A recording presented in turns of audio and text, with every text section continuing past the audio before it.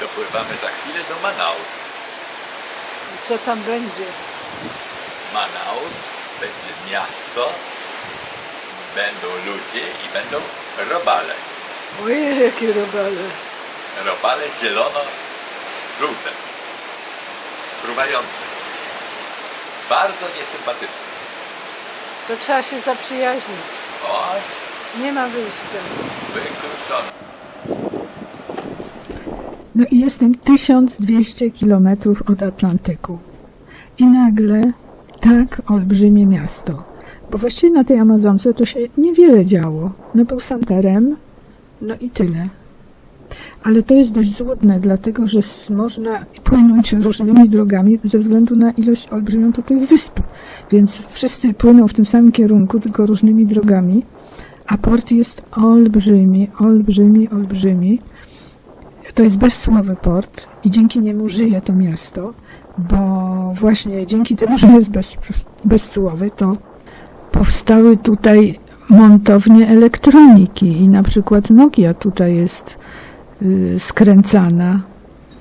A proszę bardzo, niebieskie dźwigi, oni mają tu fantazje, jedne różowe, drugie niebieskie, ale dzięki temu to miasto żyje. Tu wszystko jest przywożone, bo ono jest na wyspie. I nie ma drogi łączącej Manaus z południem, czyli tam, gdzie jest Rio de Janeiro, czy São Paulo, czy inne wielkie miasta. Także wszystko musi albo przypłynąć, albo przylecieć samolotem. No i tak jak większość miast dużych ma swoje dzielnice biedy. No, jest to przykre.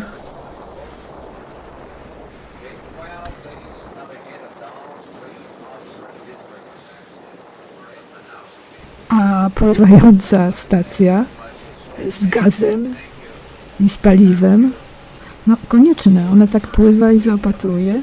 To już jest któraś, którą widzę. One są bardzo zabawne. No i widać, że to jest port niesamowicie żywy. Tutaj jest tyle statków, tyle ludzi, wszyscy się kręcą w lewo, w prawo. Jakie wysokie nabrzeże, bo to są ruchy poziomu wody Amazonki i to jest w pewnym momencie zalewane wszystko.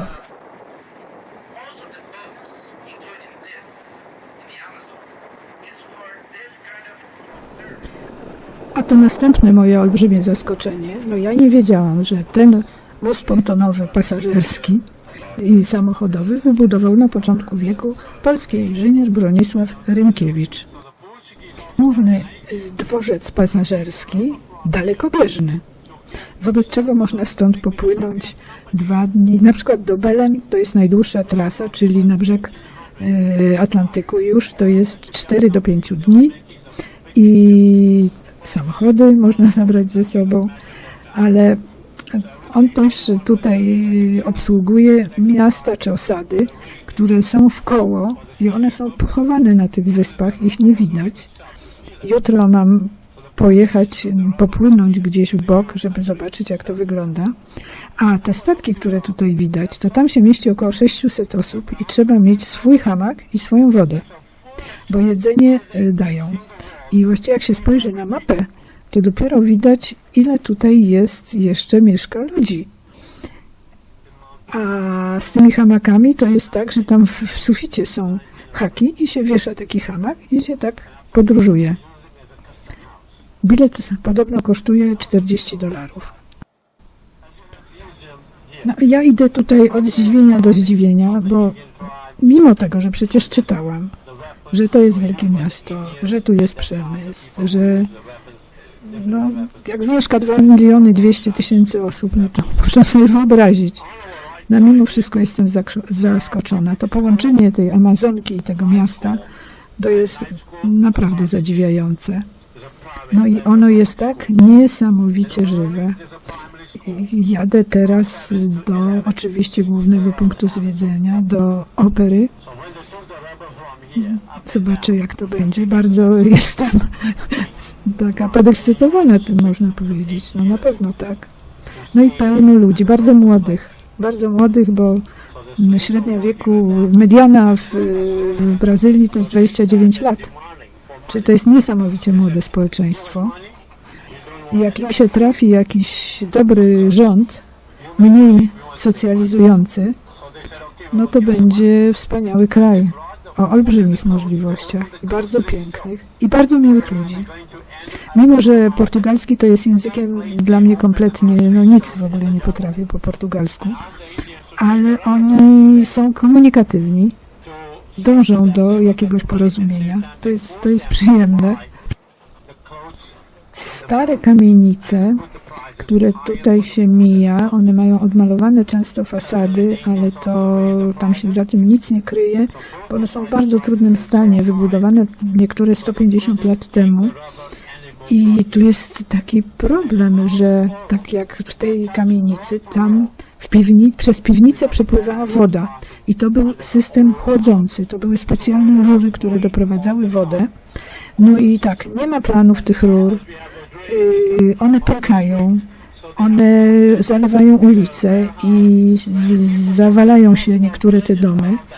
No to jest problem ich i może dlatego tak mało jest odrestaurowanych, a z drugiej strony, no to jest jednak społeczeństwo, które ma większe problemy niż odrestaurowanie starych kamienic.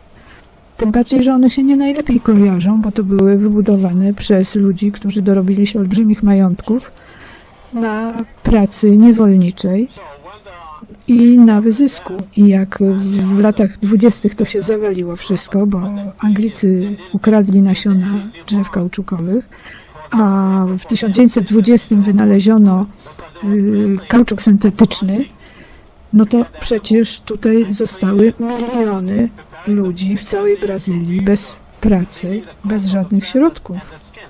Wobec czego może też nie są zbyt chętni odnawiania tych pomników.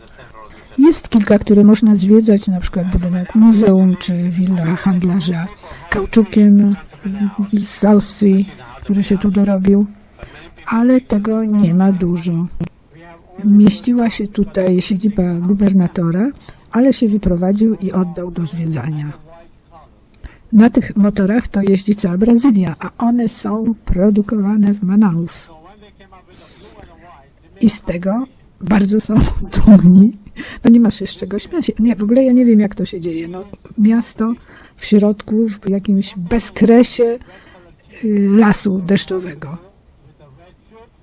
I żyje tyle ludzi w taki sposób aktywny, a jedyną drogę, jaką mają, to jest rzeka.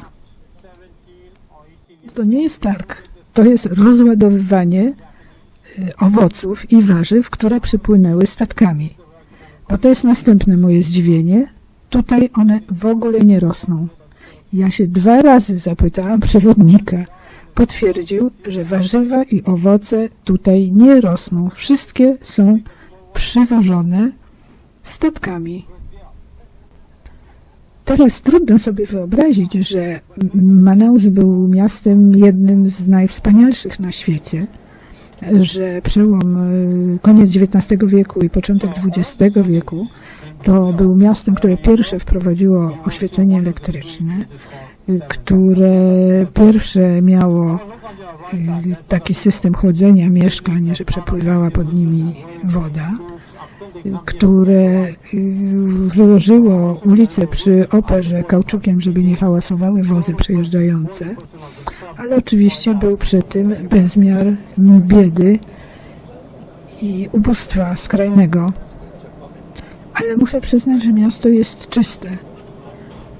Tutaj nie ma takiego brudu, jak się spotyka w Ameryce Południowej często. A knajpki jak wszędzie otwarte. Plac przed operą. Wizualizacja połączenia się Amazonki z Rio Negro. Klasyczna mozaika portugalska. No i opera, nareszcie opera. Przewodnik ciągle mówi, że to nie opera, tylko Teatro Amazonas, a to, że powszechnie jest nazywana operą, to wzięło się stąd, że na otwarciu śpiewał Caruso. Czynna była niecałe 30 lat, bo krach zamknął ją na lat 90. I muszę powiedzieć, że podziwiam to, że ona nie została zniszczona, rozkradziona i po renowacji w 2000 roku można ją oglądać, ale wszystko, co jest w środku, to są oryginały. Na kurtynie inicjały Teatro Amazonas i data powstania Anno 1896. No tak krótko ona działała. Cudowne żyrandole z Murano, z kolorowego szkła. No takie piękne to można tylko obejrzeć w pałacach w Wenecji. Francuskie malarstwo alegoryczne. No, ja nie mogę oderwać oczu od tych żyrandoli. Właściwie tu są dzieła rzemieślników z całego świata. Te balustrady są ze Szkocji.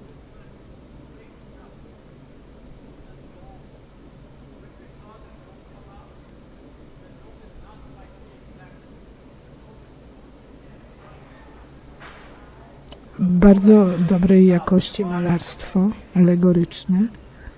No i tu był świetny numer, bo do krzeseł, na których siedziały panie, były doprowadzone rurki z powietrzem chłodzącym. Natomiast widocznie wtedy panowie się nie pocili. Wszystkie detale tutaj są przepiękne. I malarstwo, i posadzki, i szkło, i meble, i stiuki, i rzeźby.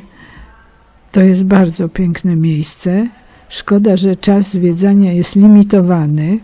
Nie można zostać dłużej, a szkoda, bo pewnie chodziłabym jeszcze i chodziła tutaj.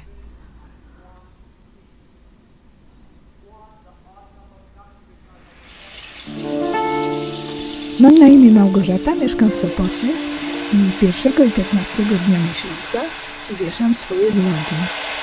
Do widzenia.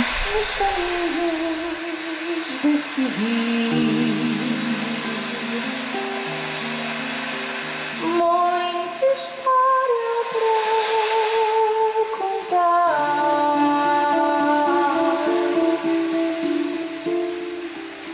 navegar nessa canoa é ter o mundo pra se entranhar.